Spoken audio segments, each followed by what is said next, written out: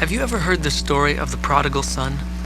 A young man wanted to live his life to the fullest, gratifying his every desire, satisfying his every impulse. So he took his inheritance from his father. He left home and began a new life. At last he could do things his way. But it wasn't long before his resources were exhausted, his good times were behind him, and he was faced with a very unhappy morning after. When he came to his senses, he said, "Even my father's hired men have plenty of food, and here I am starving to death." His life had certainly become unmanageable, and he really was powerless. His self-centeredness hadn't served him so well after all, but it was only when he admitted that he was finished and that his last hope was a humbling trip back to his father that he found the road to recovery. And of course, the best part of the story is the touching portrait of the father, standing outside, watching and waiting day after day for the return of his lost son.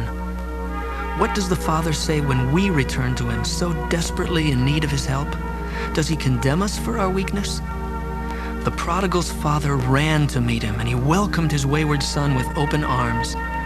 As we work the first step and admit our weakness and failure, we too will encounter the mercy and compassion of God.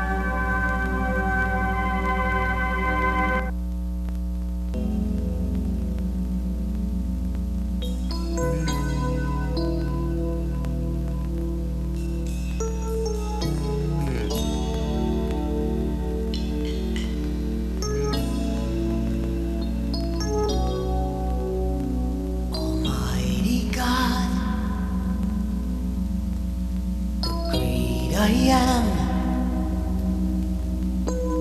immovable rock, omnipotent, powerful, awesome Lord, victorious warrior, commanding King of kings, mighty conqueror, and the only time I ever saw him run was when he ran to me, took me in his arms, held my head to his chest, said, "My son's come home again," lifted my face, wiped the tears from my eyes, with forgiveness in his voice. He said, "Son, do you know I still love you?" He caught me by surprise when God ran. The day I left home, I knew I'd broken his heart.